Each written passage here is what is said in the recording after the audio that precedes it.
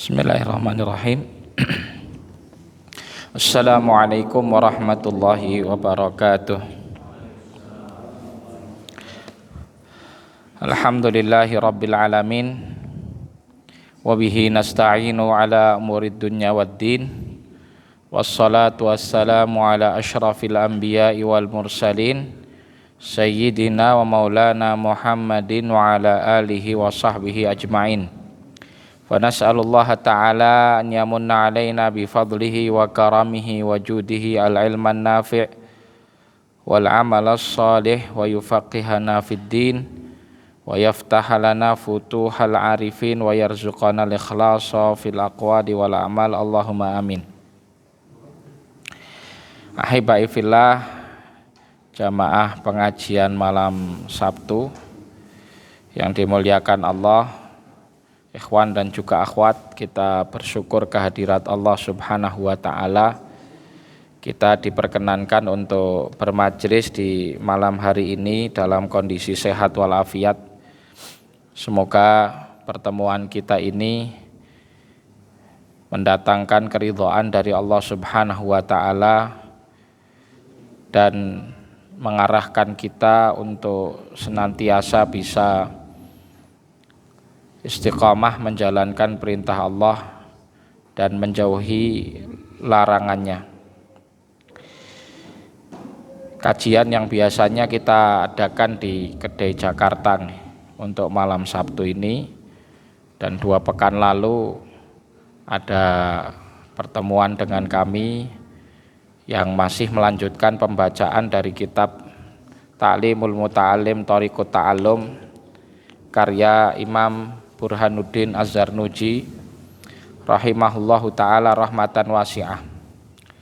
Kita masih membaca pasal dari kitab ini yang berkaitan tentang adab belajar, ya, dan pasalnya berbicara tentang hakikat ilmu dan juga hakikat fikih serta keutamaan dan kemuliaannya.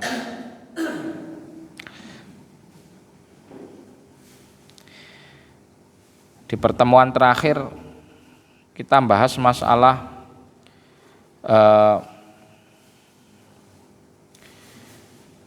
ilmu yang terkait dengan ahwalul qulub, kondisional hati, ya, bahwa wajib bagi setiap muslim itu mengetahui kondisi hatinya, ya, dan bagaimana agar senantiasa kondisi hati ini sesuai dengan apa yang diridhai oleh Allah, menjauhi hal-hal yang dilarang oleh Allah Subhanahu wa ta'ala dari sikap yang ada pada hati seseorang.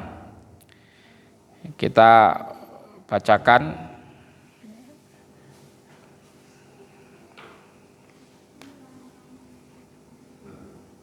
berkata Imam Az-Zarnuji rahimahullahu ta'ala, wa kadzalika yuftaradul ilmu fi sairil akhlaqi nahwul jud wal bukhlu wal jubn wal jur'ah wat takabbur wat tawadhu wal fiqh wal israf wat taktir wa ghairiha, fa innal kibra wal jubna wal israfa haramun wa la yumkinu taharruzu anha illa bi ilmiha wa ilmu ma yadadduha fayaftaradu ala kulli insanin ilmuha. Ini sudah kita bahas di pertemuan sebelumnya. Diwajibkan bagi setiap muslim untuk mengetahui ilmu yang terkait dengan akhlak. Contohnya kedermawanan, kemudian bakhil ataupun ilmu yang membahas tentang sifat pelit, sifat bakhil, ya, kemudian sifat pengecut, sifat pemberani. Ini harus dibaca, harus dipelajari.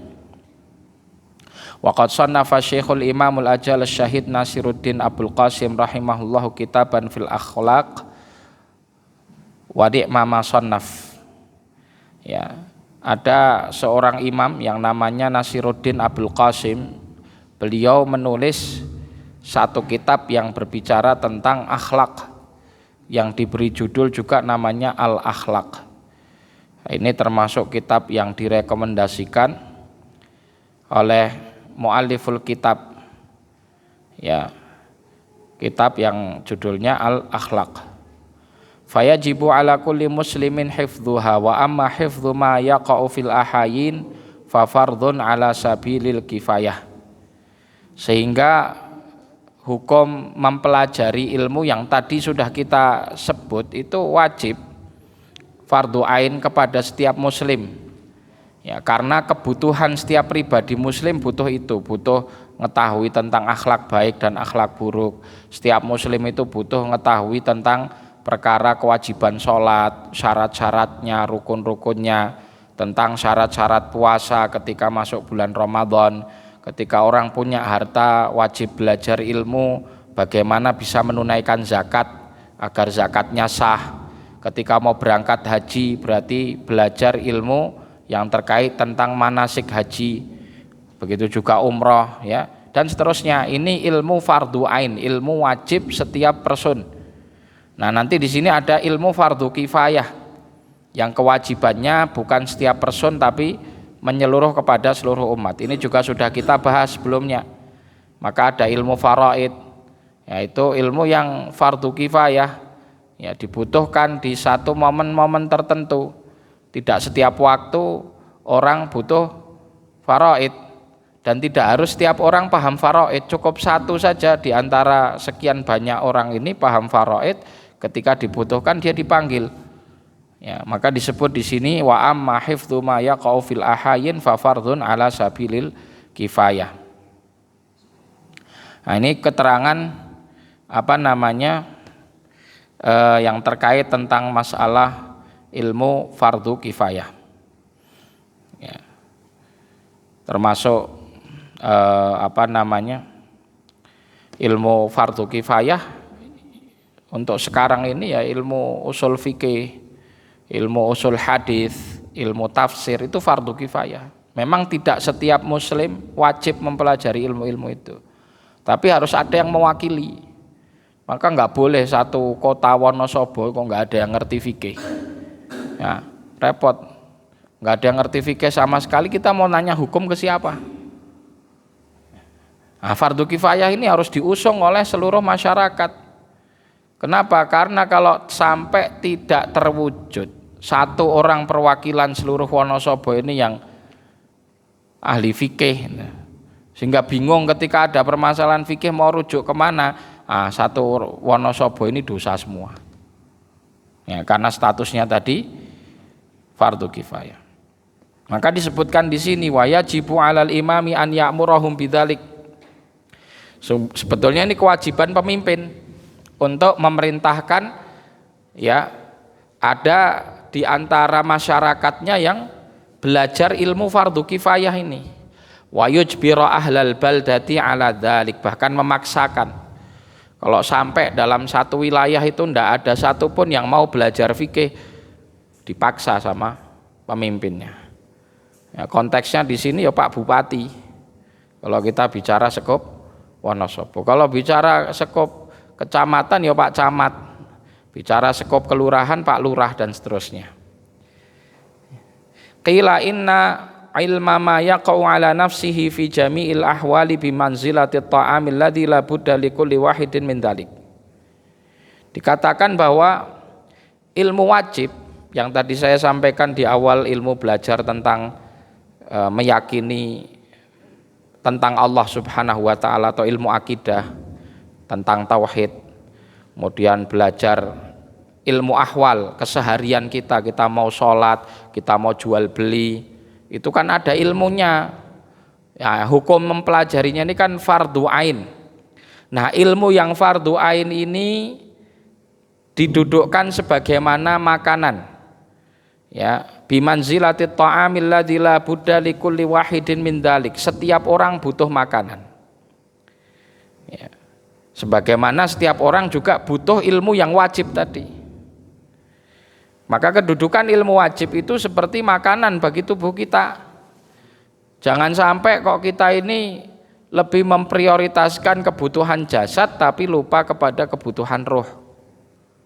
Roh kita, jiwa kita ini butuh asupan Salah satu bentuk asupannya ilmu itu. Ilmu yang wajib ini seperti gizi harian. Kita butuh protein, kita butuh mineral, kita butuh kalsium, butuh karbo, ya, apalagi zat-zat yang bermanfaat bagi tubuh kita setiap hari butuh itu. Begitu juga ilmu yang wajib itu setiap orang membutuhkannya. Wa ilmu ma yaqa'u fil ahayin bimanzilatid dawa wa yahtaju ilaihi fi ba'dil awqat. Sedangkan ilmu yang fardu kifayah seperti tadi fikih secara mendetail, ilmu tafsir, ilmu faraid, ini ilmu fardu kifayah yang dibutuhkan sesekali waktu. Tidak setiap waktu orang butuh ilmu tersebut. Maka kedudukannya seperti obat. Di mana kalau orang sakit baru butuh obat. Tapi obat ini kan umumnya orang tidak mengkonsumsi harian. Ya. Kalau orang ada yang mengkonsumsi obat harian berarti sakitnya udah parah. Udah kronis, sudah parah. Ya. Wa yahtaju ilaihi fi ba'dil awqat wa ilmun nujumi bi manzilatil marad. Nah, disebutkan di sini ada ilmu nujum. Ilmu nujum itu ilmu tentang perbintangan. Ya, sebetulnya mencakup semua hal yang terkait dengan perbintangan, tapi yang dimaksud di sini lebih spesifik adalah ilmu ramal. Kita ngerti biasanya ada istilah zodiak gitu. Okay. Apa bintangmu? Wah, bintangnya Cancer. Oh, berarti kamu orangnya begini-begini, nasibmu bakal begini begitu. Ilmu ramal. Ya. Ada ahli ramal itu sekarang jasanya dibuka online.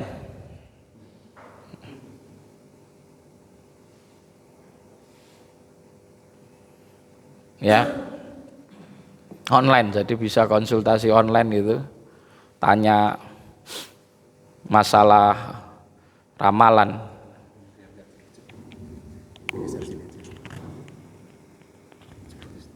Cek.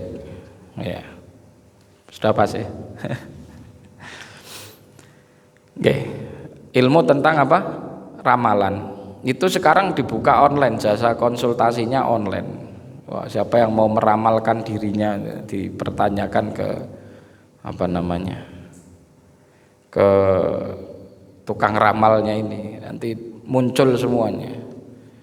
Ya, kamu bakalan begini, rezekimu bakal seret karena kamu lahir tanggal sekian, bintangmu ini. Nah, itu ramalan. Ini ilmu seperti ini haram hukumnya dipelajari. Sebagaimana ilmu sihir, ilmu perdukunan itu haram dipelajari. Fata'allamuhu haramun, maka hukum mempelajarinya haram. Li'annahu yadur wala yanfa, karena ilmu yang seperti ini mendatangkan madarat dan tidak memberi manfaat sedikit pun. Wal harabu min qada'illahi wa qadarihi ghairu mumkin, karena orang itu tidak akan bisa lari dari takdirnya Allah. Ya, orang itu tidak akan bisa lari dari takdirnya Allah. Kenapa nggak bisa lari dari takdirnya Allah? Semua segala sesuatu sudah Allah tetapkan. Lari ke dukun, pergi ke dukun untuk lari dari takdirnya Allah nggak mungkin, mustahil. Ya, datang ke tukang ramal dengan harapan agar nasibnya dia baik. Tukang ramal aja masih membutuhkan pasiennya untuk menjadikan nasibnya baik. Itu tanda dirinya sendiri nggak bisa meramalkan apa untuk dirinya. Ya, maka wal harabu min qada'illahi wa qadarihi ghairu mumkin, lari dari takdir Allah nggak mungkin. Terus untuk apa belajar ilmu ramal? Untuk apa belajar ilmu tentang perdukunan? Fayambaghi likulli muslim an yashtaghila fi jami'i awqatihi bidzikrillah. Ya, karena hendaknya setiap muslim itu menyibukkan setiap waktunya dengan zikir. Wat du'a, dan juga doa. Wat tadarru'.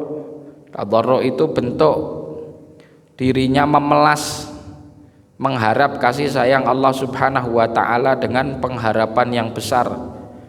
Wa qiraatil Qur'an, memperbanyak baca Quran. Was shadaqat, juga dengan infak sedekah. wa yas'alullaha ta'ala al-'afwa wal 'afiyah fid dunya wal akhirah. Kemudian meminta kepada Allah pengampunan dan keselamatan di dunia dan di akhirat. Liyasunahallahu ta'ala 'anil bala'i wal afat. Agar Allah bisa menjaganya, agar Allah nanti dengan doanya tadi menjaga orang tersebut dari segala bentuk bala dan juga musibah. Ya, bala, kesalahan, ketergelinciran. Fa inna man ruziqad du'a'u lam yuhramil ijabah. Karena siapa saja yang Allah beri rizki, dimudahkan untuk berdoa, maka insya Allah tidak akan dihalangi dari ijabah. Artinya doanya insya Allah diijabahi. Tapi maksud ijabah di sini itu nggak harus sesuai dengan kemauan yang berdoa. Tapi kalau bahwa doa itu disia-siakan atau ditelantarkan sama Allah, itu tidak demikian. Ya, karena Allah sudah berjanji, wa qala rabbukum ud'uni astajib lakum. Ya. Kemudian juga di dalam ayat lain, wa idza sa'alaka 'ibadi 'anni fa inni qaribun ujibu da'watad da'i idza da'an.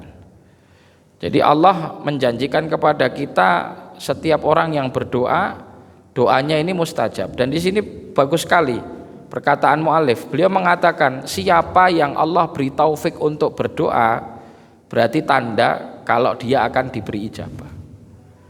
Ya, siapa yang tidak diberi ijabah, siapa yang tidak diberi oleh Allah, ya yang tidak berdoa. Kalau orang itu diberi taufik untuk berdoa, tanda kalau dia akan diijabahi. Nah, ijabah atas doa itu bisa berupa satu, sesuai dengan apa yang dia minta. Ya. Atau yang kedua, Allah gantikan dengan yang lebih baik. Jadi selalu baik, sesuai dengan yang diminta atau diganti dengan yang lebih baik. Mintanya mobil, ya Allah Avanza, ya Allah Avanza, ya Allah Avanza. Wah, ternyata nggak dikasih Avanza, dikasihnya Pajero. Dan itu berarti lebih baik gitu.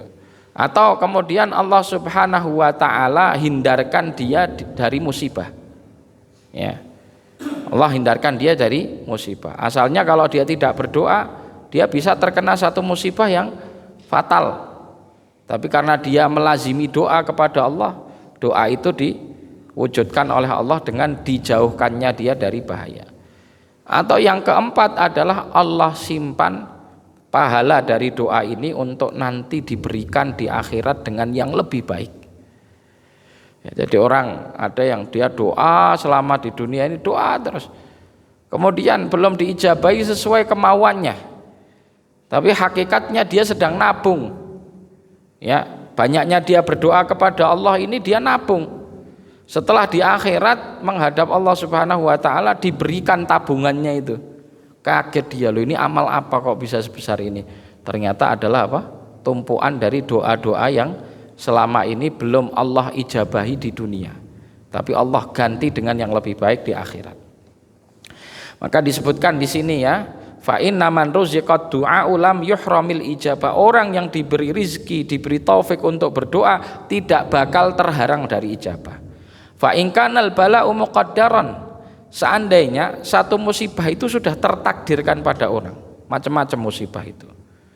Ya, kehilangan jiwa, kehilangan harta atau kekurangan harta, ya musibah sakit, ya musibah tentang yang berkaitan dengan anak keturunan, ya musibah tentang sosial, bisa jadi musibah orang dikucilkan di masyarakat, di komunitasnya, ya padahal nggak punya salah apa-apa, bisa jadi musibah.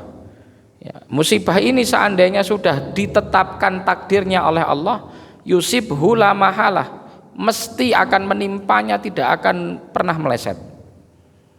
Maka hadisnya itu kan juga Rasulullah bersabda ya, fa inna ma akhta'aka lam yakun liyusibaka ma asabaka lam yakun liyukhti'ak.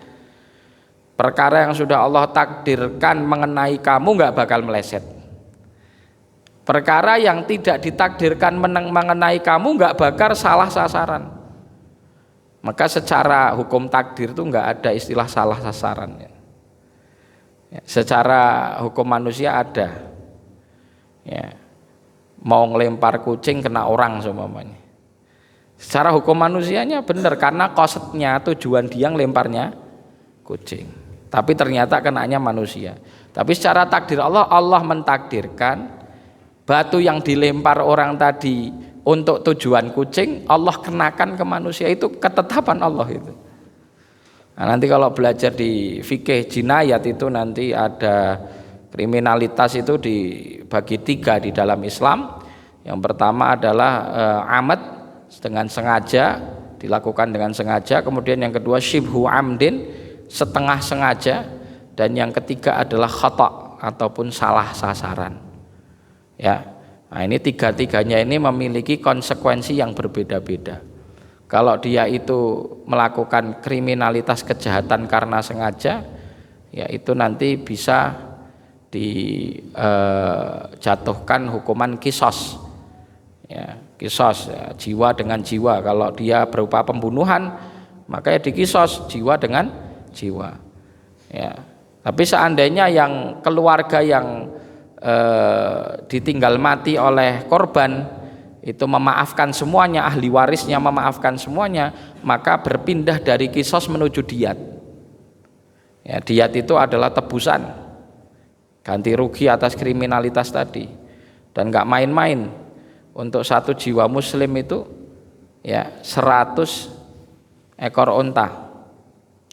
100 ini terdiri dari 40 ekor unta dalam kondisi hamil, 40 ekor betina dalam kondisi hamil, 30 ekor unta usia 3 tahun dan 30 lagi usia 4 tahun.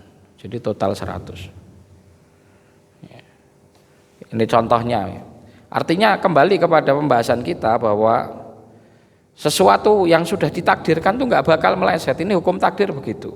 Maka nggak ada rizki itu salah sasaran, tuh nggak ada. Ya. Salah transfer terjadi ya karena Allah takdirkan orang salah transfer. Karena salah transfer duitnya nggak balik, ya sudah, belum rezeki kita. Semacam-macam. Caranya Allah ngasih uang ke orang dan caranya Allah ngambil uang dari orang. Caranya Allah ngasih rizki kepada orang dan caranya Allah mencabut rizki dari orang itu macam-macam.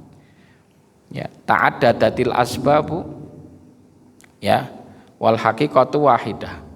Dalam urusan mati juga gitu, ta'addadatil asbab wal mautu wahid. Sebabnya macam-macam tapi ya namanya mati ya mung satu itu. Kan gitu. Oh, sebabnya macam-macam, ini sakit ini. Ya namanya mati itu ya pisahnya roh dari jasad, selesai. Meskipun sebabnya macam-macam. Ada yang enggak ada, cuman tidur itu habis itu les bablas mati ya. Itulah takdir. Tayyib. Nah, jadi disebutkan di sini apabila takdir itu sudah ditetapkan maka tidak ada yang bisa lari. Walakin yuyassiruhullahu ta'ala alaihi. Tapi orang-orang yang dia itu terbiasa dengan doa, dia ikhtiar dengan doa, sering doa kepada Allah, Allah memudahkan dirinya menghadapi takdir yang buruk itu. Ya, ketetapannya apa? Sudah ditakdirkan oleh Allah bahwa fulan itu diuji dengan penyakit stroke. Ya, kalau sudah jadi takdir, siapa yang bisa lari? Tidak ada yang bisa lari. Tapi karena dia melazimi doa terus menerus, Allah mudahkan. Stroke-nya dia tidak sesusah stroke-nya orang lain. Ya. Kemudian stroke-nya dia meskipun terkena stroke tapi tidak menjadikan ini penghalang untuk dia ibadah. Jadi Allah mudahkan. Allah mudahkan. Disebutkan di sini walakin yuyassiruhullahu ta'ala alaihi wa yarzuquhu sabra bi barakati du'a. Ini yang terpenting. Kalaulah takdir buruk itu mesti terjadi dan enggak bakal meleset dari siapapun. Tapi dengan barokah kita sering berdoa, maka Allah Subhanahu wa taala memberikan rizki kita kesabaran. Nah, itu yang paling penting. Ya, karena bukan masalah takdirnya, tapi bagaimana penyikapan kita. Takdir baik pun bisa jadi buruk. Orang dikasih rezeki itu bisa jadi musibah bagi dirinya kalau dia nggak bersyukur. Karena orang yang meninggalkan syukur itu maknanya kufur. La in syakartum la azidannakum wa la in kafartum, kan gitu, pilihannya dua. Ya. Doanya Nabi Sulaiman juga, hadza min fadli rabbi liyabluwani aashkuru am akfur. Ini pemberian dari Robku untuk mengujiku, aku ini syukur atau aku ini kufur. Lah cuman tipis saja perbedaannya, syukur apa kufur. Kalau orang nggak syukur ya kufur dia. Dan kekufuran itu kan perkara yang tidak sepele di akhirat nanti. Ya, maka musibah berat itu kadang kebaikan bagi seseorang. Kadang kebaikan bagi seseorang. Bahkan dalam hadis disebutkan bisa jadi itu adalah bahasa cinta yang Allah kirimkan kepada hambanya. Rasulullah SAW bersabda, innallaha idza ahabba qauman ibtalahum. Sesungguhnya Allah itu kalau mencintai satu kaum, diuji kaum. Ketika seorang dikasih ujian, dikasih musibah, bisa jadi Allah sedang mengirimkan bahasa cinta. Itu salafus soleh dulu tuh sampai kalau berlalu sekian waktu kok nggak ada ujian itu mereka bertanya-tanya dalam hati, ini kok nggak diuji, kenapa? Jangan-jangan Allah udah nggak cinta sama saya. Itu begitu dulu salafus soleh. Ya, jangan-jangan Allah sudah nggak cinta. Maka mereka memuhasabah lagi, apa salah saya kok saya nggak diuji sekarang? Bukan pada keinginan untuk orang ini apa ya istilahnya sok-sokan pengen menantang ujian dari Allah, bukan, tapi evaluasi kenapa kok Allah tidak menguji, jangan-jangan Allah sudah tidak cinta sama saya. Ya, baik. Jadi dengan barokah doanya tadi Allah memberikan apa? Kesabaran. Allahumma illa idza ta'allama minan nujumi qadra ma ya'rifu bihil qiblah wa uqatas sholati fayajuzu dzalik. Ya. Kecuali apabila seseorang belajar dari ilmu perbintangan itu adalah untuk kadar agar dirinya ini memahami arah kiblat. Karena ternyata arah kiblat ya GPS itu bisa didudukkan ya dengan teknologi modern ini kan melalui proses ilmu dulu. Salah satu wasilahnya adalah ilmu yang terkait dengan perbintangan, ilmu nujum. Atau kita kenal sekarang ilmu falak. Atau kita kenal dengan ilmu hisab. Ya, juga waktu-waktu sholat. Asalnya syariat sholat itu ketetapan waktunya. Ya, sebagaimana firman Allah, innas sholata kanat 'alal mu'minina kitaban mauquta. Sudah ditetapkan waktunya. Terus waktu sholat itu kemudian dalam satu hadis panjang Rasulullah SAW gambarkan tentang waktu sholat subuh dari sejak terbit fajar shodiq sampai terbitnya matahari. Ya, kemudian waktu sholat duhur dari tergelincirnya matahari ketika di pertengahan sampai ketika bayangan sesuatu itu 1 kali lipat daripada bentuknya. Ya, ini bayangan botol sama panjangnya dengan botol ini, berarti ini sudah masuk waktu asar. Ya, waktu sholat asar ya dari sejak akhir waktu duhur tadi, yaitu ketika bayangan botol ini sama dengan tinggi botolnya, ya. Tapi nanti ada tambahan lagi namanya fai'uz zawal. Fai'uz zawal itu tambahan bayangan yang dia memang bawaan, bahkan ketika matahari itu ada di atas persis begini, ini tetap ada bayangannya. Itu disebut fai'uz zawal. Ya, makanya bukan panjangnya plek ketiplek segini enggak, tapi ditambahi lagi dikit. Itu awal waktu asar. Akhir waktu asar adalah ghurubus syams, tenggelamnya matahari. Ya, sekaligus jadi awal waktu maghrib. Akhir waktu maghrib adalah ketika hilang syafaqul ahmar ataupun mega merah yang ada di langit itu. Kalau sudah hilang semuanya, berarti itu masuk waktu Isya. Ya. Akhir dari maghrib dan awal dari Isya. Salat Isya waktunya sampai kapan? Sampai terbit fajar shadiq. Dan itu adalah awal dari salat subuh. Ketetapan waktu kan asalnya gitu. Tapi kemudian ya sekarang ini kita tidak bisa menerapkan dengan cara itu. Kita wasilahnya pakai hasil dari perhitungan ilmu falak. Maka ada jadwal abadi sholat. Jadwal sholat abadi yang dikeluarkan oleh Kemenak. Ya.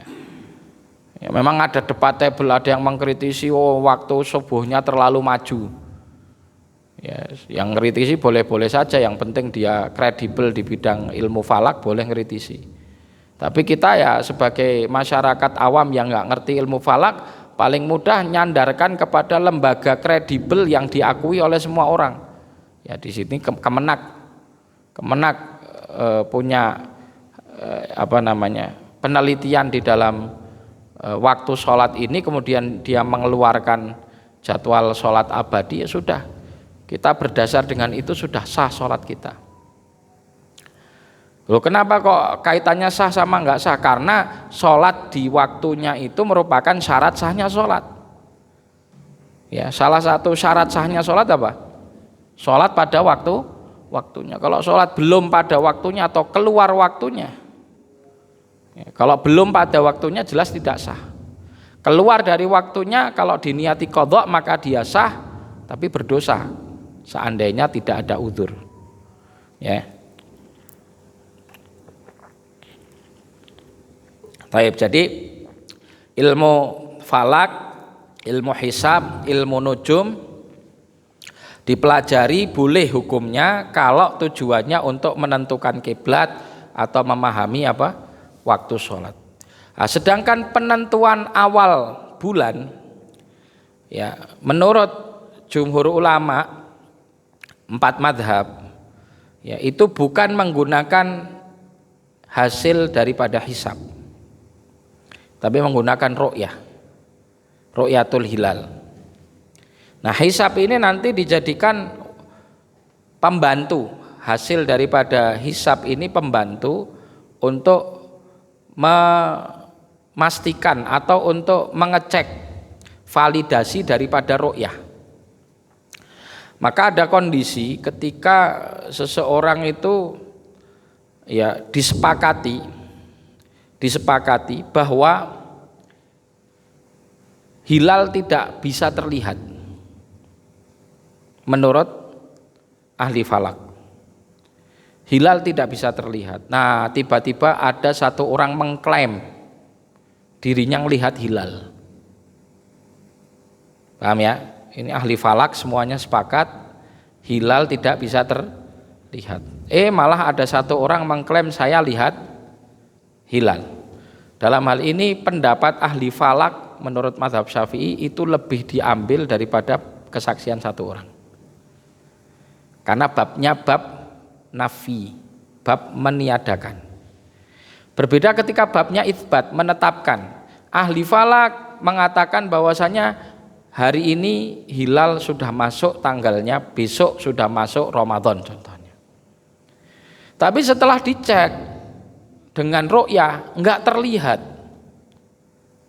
Paham? Kalau tadi nafi, menafikan hilal. Kalau ini menetapkan hilal. Ahli falak menetapkan bahwa hilal sudah masuk. Tapi setelah di ru'yah enggak kelihatan. Sebabnya macam-macam. Bisa mendung, bisa ini dan itu seterusnya. Enggak kelihatan. Dalam hal ini yang dipakai adalah ru'yah, sehingga nanti menerapkan istiqmal 30 hari. Pendapat ahli falaknya tidak dipakai. Ya, ini permasalahan yang terkait dengan ilmu perbintangan. Wa amma ta'allumu ilma tibbi fayajuz. Sedangkan hukum belajar ilmu kedokteran, ilmu kesehatan, fayajuzun, hukumnya adalah boleh atau mubah, bukan wajib.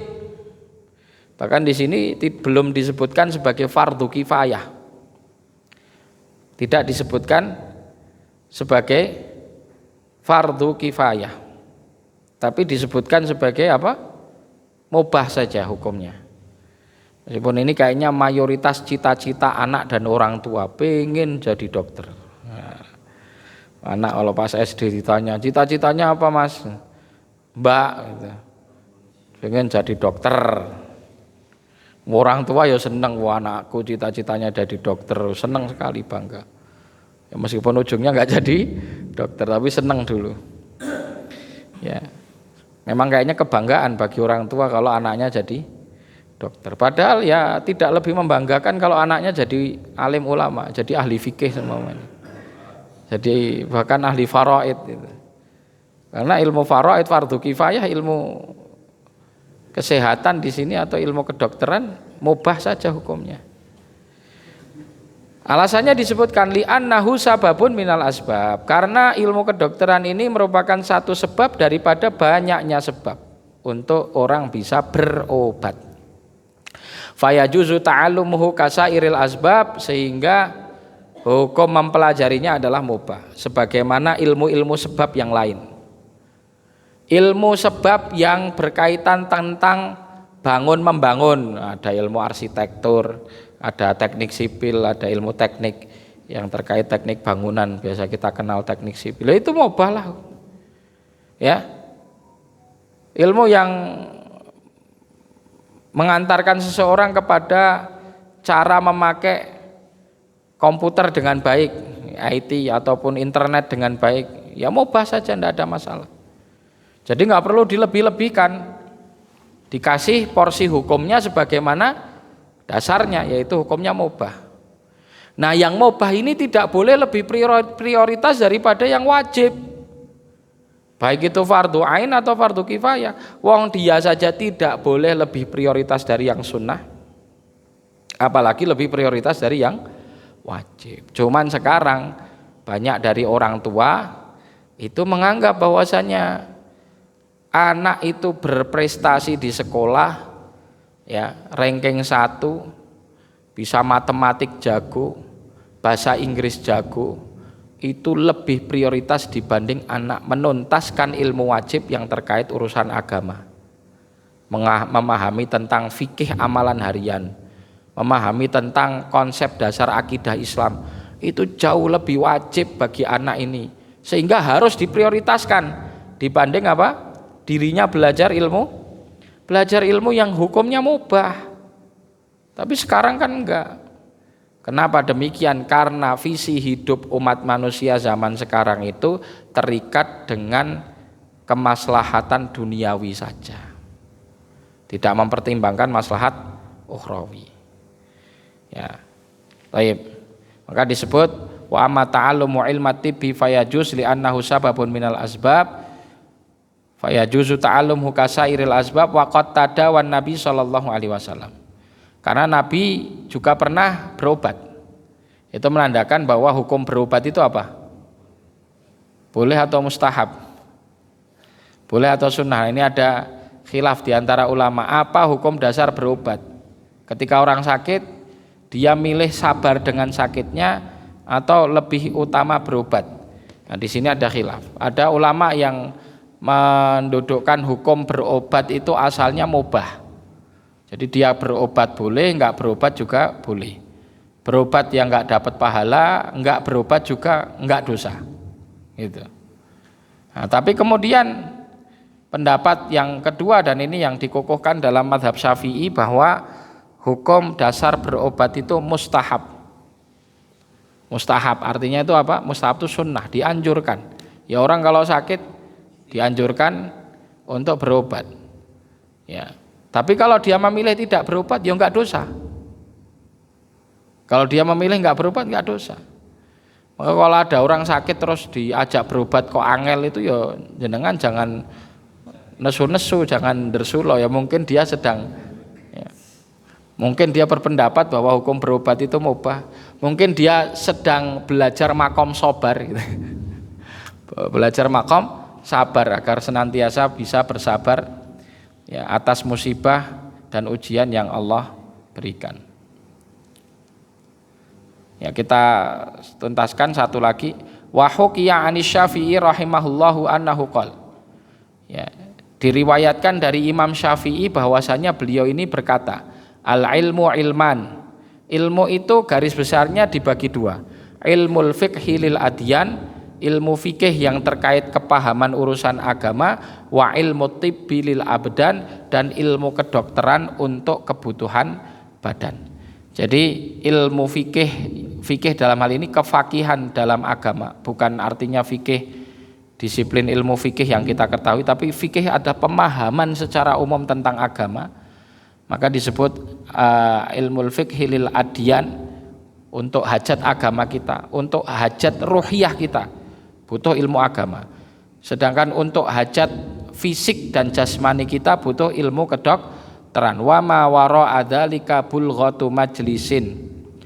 Nah, sedangkan selain keduanya itu adalah lebihan daripada majelis. Artinya ya orang kemudian membicarakan satu ilmu tertentu yang sebetulnya bukan ilmu fiqhuddin, juga bukan merupakan ilmu tib, seperti orang berbicara tentang ilmu militer, orang berbicara tentang ilmu sosial, orang berbicara tentang ilmu politik, itu semua disebutkan bulghatu majlisin, tambahan dari apa? Satu majelis. Nah, setelah ini nanti akan didefinisikan apa definisi ilmu dan apa definisi fikih serta perbedaan dari keduanya.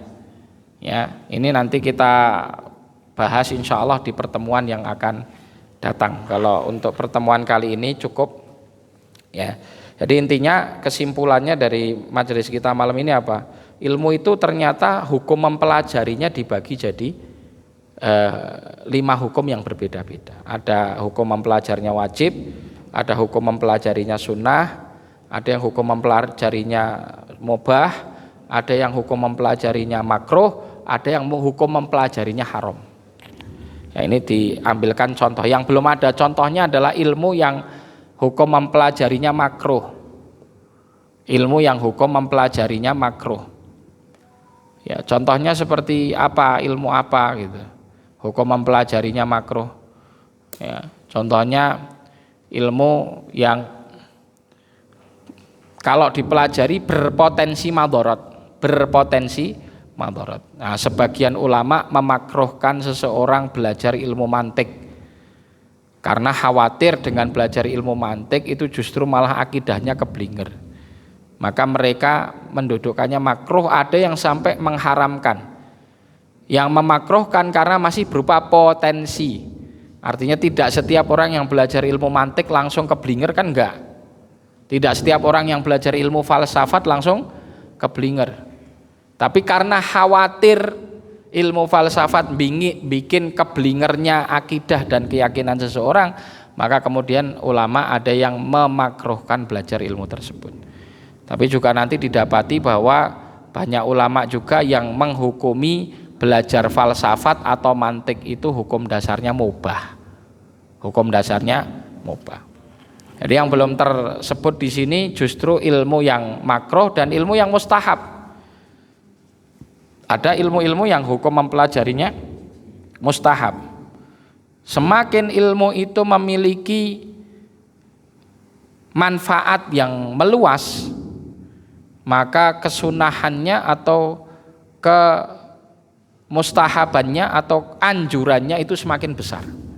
Semakin ilmu itu memberikan manfaat yang efeknya luas, maka anjurannya akan semakin besar untuk dipelajari. Ini ilmu yang hukum mempelajarinya adalah apa? Sunnah, dianjurkan. Baik, itu kesimpulannya, nggih. Ya, mari kita sama-sama ngecek kira-kira dari ilmu yang sudah kita pelajari ini mana-mana ilmu yang dia wajib, mana-mana yang bukan wajib sebetulnya. Terus kita belajar nanti dari sini ilmu wajib itu turunannya apa saja. Mana-mana dari ilmu wajib yang sudah kita pelajari, mana yang belum. Karena ternyata banyak dari masyarakat awam itu menyelesaikan dasar ilmu wajib saja belum selesai. Belum selesai belajar tentang keimanan, belum selesai tentang hukum fikih-fikih harian. Apalagi kok sampai tadi masalah perkara yang terkait dengan ahwalul qulub, kondisional hati. Ya, ini satu materi yang tambah asing lagi di hadapan masyarakat kita. Wallahu taala alam. Wa sallallahu wasallim wa barik ala Muhammad wa ala alihi wa sahbihi wa sallama tasliman katsira. Monggo kalau ada yang mau bertanya kami persilahkan.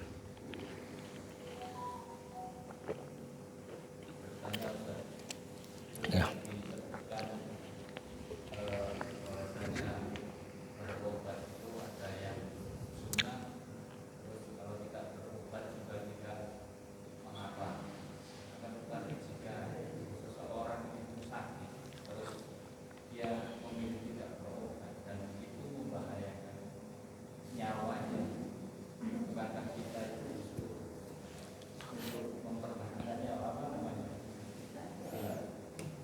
Ya, itu berdasar pertanyaannya bagus ya.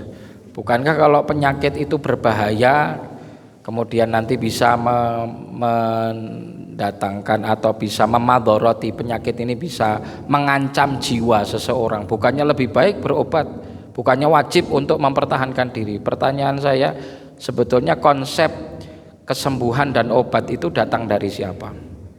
Dari Allah. Sebagaimana konsep penyakit ini datang dari siapa?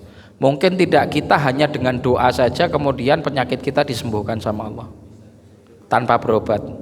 Nah, berarti dari situ tidak menjadi wajib, nggak mungkin jadi wajib.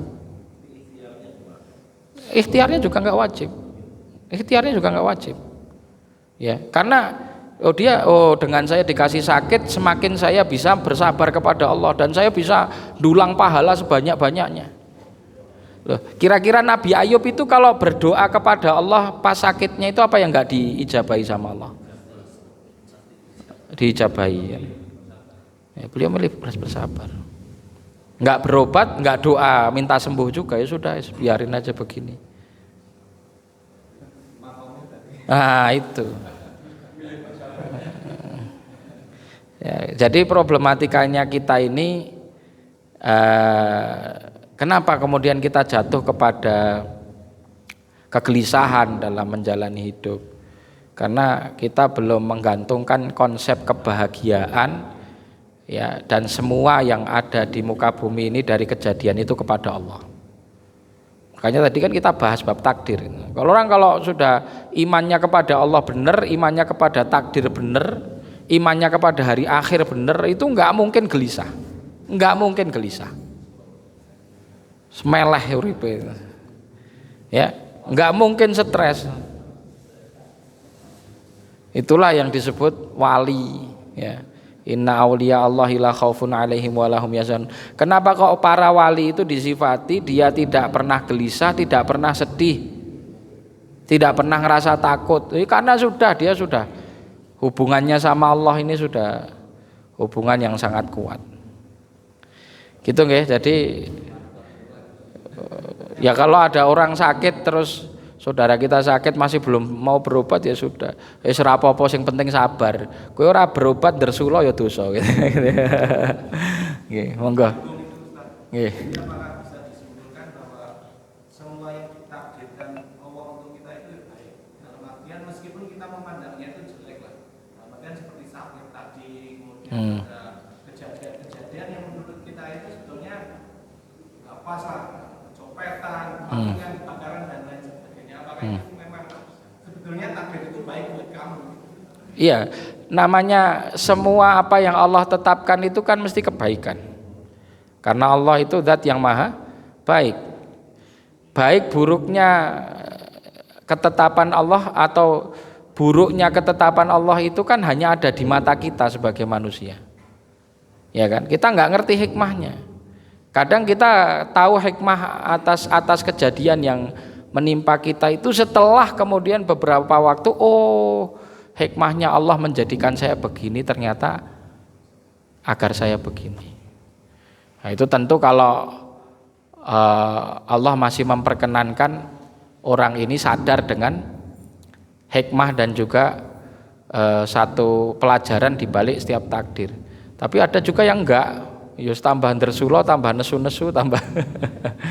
Nah, itu kan semuanya kembali kepada kualitas iman. Ya. Hal yang terpenting dalam bab takdir itu begini. Ya, kenapa ketika Allah berfirman alladzina idza asabathum musibah qalu inna lillahi wa inna ilaihi rajiun. Itu orang-orang yang ketika mereka tertimpa musibah mereka mengatakan inna lillah. Kami ini miliknya Allah wa inna ilaihi rajiun dan kami hanya kepada Allah kita kembali. Kalau kita tahu betul konsep ini, yuk kita nggak bakal egois nyalahkan takdirnya Allah. Ya kan? Wong kita ini miliknya Allah. Allah mau berbuat apapun kepada kita itu hanya Dia gitu. Hanya Dia, hanya Allah Subhanahu wa taala. Tapi kita juga ingat bahwa Allah itu tidak akan pernah mendolimi siapapun. Innallaha la yadhlimu mithqala dzarrah. Sesungguhnya Allah tidak akan mendolimi siapapun meskipun sekecil biji sawi. Dalam hadis qudsi disebutkan inni haramtu dzulma ala nafsi faja'altuhu bainakum muharraman fala tadzalamu. Sesungguhnya aku telah mengharamkan kezaliman atas diriku. Artinya Allah tidak bakal berbuat zalim. Tidak akan pernah berbuat zalim. Maka dalam ayat lain wala yadzlimu rabbuka ahada. Sekali-kali Allah tidak akan pernah mendolimi siapapun. Sehingga aku jadikan kezaliman itu haram atas kalian semuanya, janganlah saling berbuat zalim. Nah, kalau kita paham tentang konsep itu, kita yakin diri kita ini miliknya Allah, ya sudahlah terserah Allah mau menetapkan apa bagi kita. Ini bab takdir ya. Ya, bukan bab pilihan amal. Kalau pilihan amal ya kita dikasih pilihan sama Allah baik dan buruk. Fa alhamaha fujuraha wa taqwaha. Fa amman atawattaqa wa saddaqa bil husna fasanuyassiruhu lil yusra wa amman bakhila wastaghna wa kadzdzaba bil husna fasanuyassiruhu lil usra. Itu pilihan. Ya, tapi bab kejadian ya kita pasrah sama Allah. Kalau bab amal kita diberi hak milih oleh Allah dan diberi hak untuk berikhtiar kepada amal tersebut. Ya. Diberi hak untuk memilih dan dianjurkan untuk berikhtiar kepada amalan yang atau diperintahkan untuk berikhtiar kepada pilihan yang sudah kita ambil. Maka Rasulullah berkata saddidu wa qaribu fakullun muyassarun lima khuliqalah. Dekatilah dan berusahalah untuk mendekat kepada kebenaran karena setiap orang itu dimudahkan atas apa yang dia upayakan, apa yang dia ikhtiari. Kalau kita berikhtiar dekat kepada komunitas yang baik, kita berikhtiar untuk terus ibadah, ya Allah akan mudahkan jalan ke situ. Tapi orang dekatnya ke hal yang negatif, ya, meninggalkan ikhtiar kepada hal yang positif, Allah juga akan condongkan dia kepadanya. Fasanu yassiruhu lil usra. Gitu. Jelas nggih? Nah. Ada lagi mungkin? Monggo.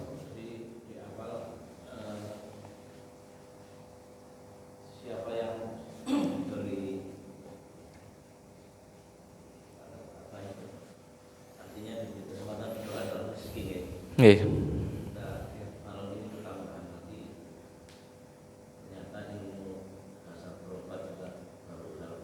Pertama tadi ubah, yang kedua mustahab. Nanti ketika kita mengambil salah satu karena Allah, tetap kita pahalanya di situ nih. Nggih. Jadi kan tadi menjelaskan sebelum ngaji kan sakit ya harus ikhtiar, ikhtiar ya bagus sebelum dapat ilmu ini. Nggih. Yeah. Sikap tidak berobat karena sabar nih. Yeah. Dan satu mengambil sikap berobat karena seperti Imam Syafi'i. Jadi dua-duanya tidak ada keburukan. Betul. Nggih. Masya Allah. Semoga makanya kalau saudara ada yang sakit gak mau berobat jangan dimarahi. Dimarahi itu kalau ndersulo, itu ora oleh ndersulo itu karena ndersulo itu ya cemberut dan apa istilah itu? Apa ndersulo itu bahasa Indonesianya mengeluh atas takdir Allah itu yang justru bisa mendatangkan murkanya Allah karena kita diminta untuk ridha dan taslim terhadap apa yang Allah takdirkan, ridha dan taslim. Ketika orang ngeluh berarti dia tidak ridha kepada ketetapan Allah, ya. Dan bentuk seseorang itu mengeluh ini juga bisa Sukht itu dongkol dengan apa yang Allah takdirkan. Ya, sukhtun. Jadi anyel. Bukan hanya ngeluh itu kan mungkin ya Allah kok saya kasih sakit, ya Allah kok. Lebih parah dari itu dongkol. Ya, ternyata Tuhan jahat. Wah, repot. Kenapa kok Tuhan jahat kepadaku? Kenapa kok katanya Tuhan Maha Penyayang tapi jahat kepadamu? Lah kamu yang jahat dulu sama Tuhan itu. Ya. Itu kan sekarang anak-anak muda sekarang dicekoi sama begitu-begitu itu. Jadi rusak semua ini. Ya. Disekoi dengan mindset berpikir demikian. Maka ketika kita balikkan bahwa kita ini miliknya Allah, Allah itu mau ngapain kepada kita itu haknya. Tapi kita yakin bahwa Allah tidak akan pernah mendolimi siapapun. Terus juga di dalam konsep berobat itu ada hal yang juga penting. Orang seringkali menyandarkan kesembuhan itu kepada sebab. Padahal sebab wasilah itu bukan menjadi penyebab utama. Ya, dokter itu tidak memberikan kesembuhan. Ya, enggak memberikan kesembuhan. Wasilah. Ya, kami sudah berusaha semaksimal mungkin, sisanya kita kembalikan kepada takdir Allah ya sama. Jawaban akhirnya kan begitu. Dokternya pun bilang begitu.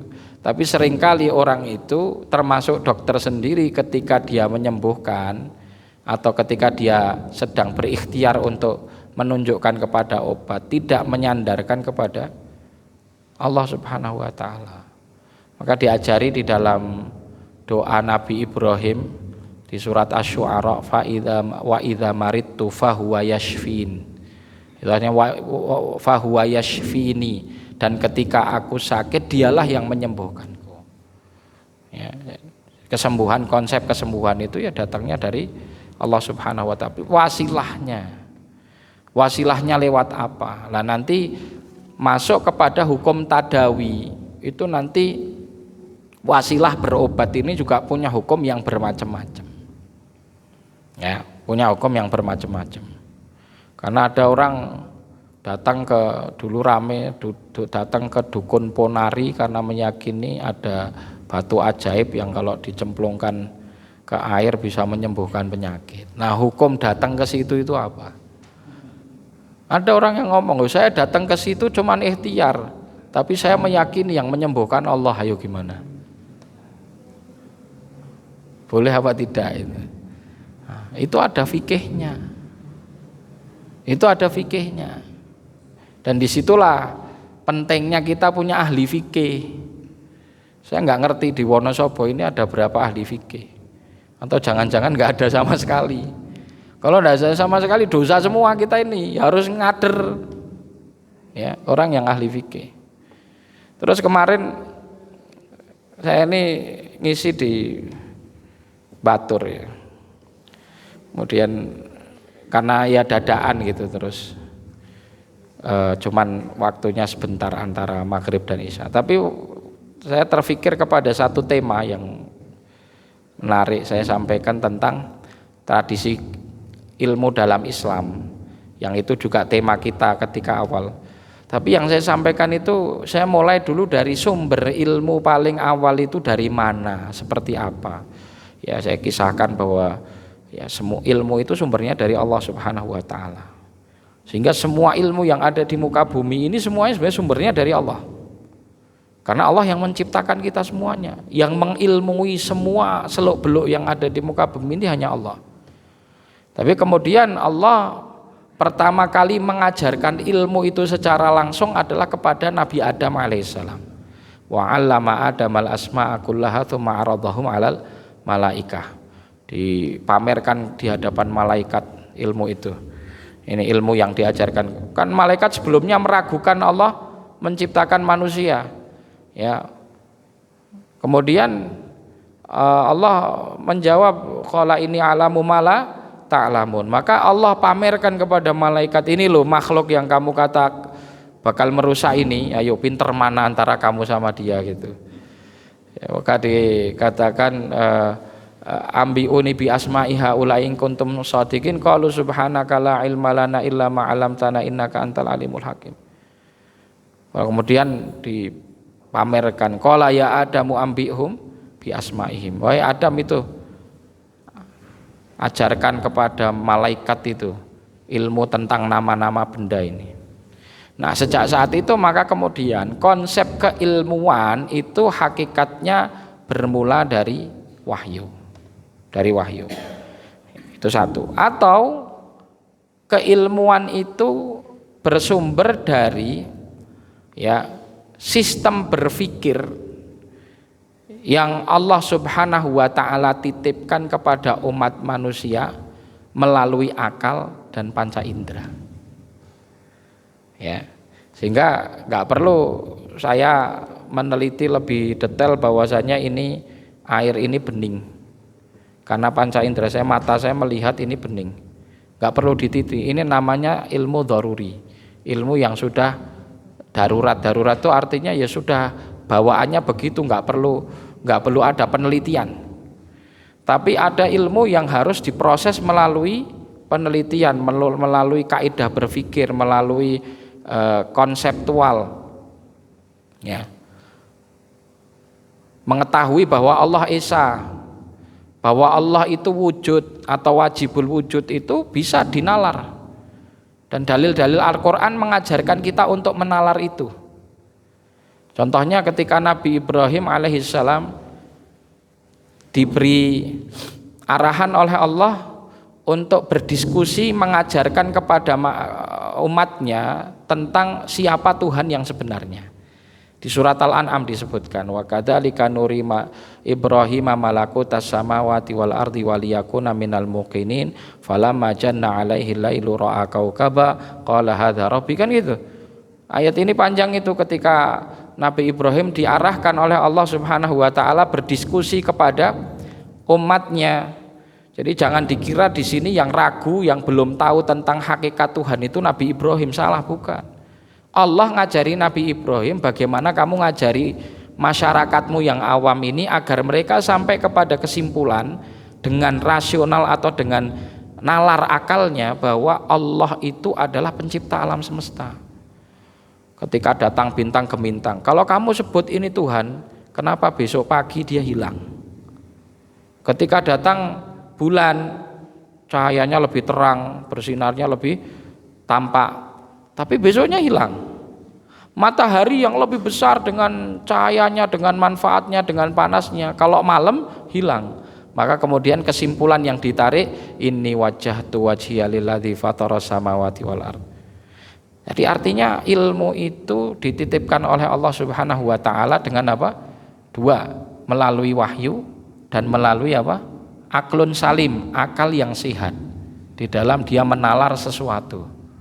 Maka ini juga nanti berpengaruh. Ketika kita belajar ilmu syar'i ini, tradisi keilmuan wahyu itu nanti diabadikan oleh Allah Subhanahu wa taala melalui proses. Proses yang pertama adalah hafalan, proses yang kedua adalah tulisan. Maka Al-Qur'an itu dihafal dan Al-Quran juga ditulis, sebagaimana hadis itu juga dihafal dan hadis ditulis. Itu konsekuensi daripada firman Allah, inna nahnu nazzalna dzikra wa inna lahu lahafidun. Nah, terus bagaimana memahami masalah tekstual Quran dan hadis terjaga, ya? Insya Allah terjaga, Allah jamin itu terjaga. Tapi pemahamannya, bagaimana kita bisa menjaga pemahaman terhadap Al-Quran dan hadis itu agar benar? Caranya adalah melalui guru. Itulah yang kemudian disebut sebagai sanad keilmuan. Jadi kita nggak bisa memahami Quran hadis itu langsung baca Quran hadis kita pahami sendiri, nggak mungkin, bener lah. Wong kita masih butuh belajar bahasa Arab, masih butuh belajar komponen ilmu A, ilmu B, ilmu C. Gitu. Maka sekali lagi jangan pernah jumawa sombong belajar kok pengennya langsung Quran dibaca sendiri, dipahami sendiri. Tidak boleh, harus lewat guru. Setiap muslim itu wajib punya guru. Kenapa? karena menuntut ilmu wajib. Sedangkan ilmu itu tidak didapat kecuali lewat guru. Itu nggih. Nah, ini kesimpulan dari yang kemarin saya sampaikan di Batur ya. Itu menarik karena ada kaitannya juga tentang masalah membangun tradisi keilmuan. Wassallallahu wasallim wa barik ala Muhammad wa ala alihi washabbihi wasallam. Subhanakallahumma wa bihamdika asyhadu an la ilaha illa anta astaghfiruka wa atubu ilaik. Assalamualaikum warahmatullahi wabarakatuh.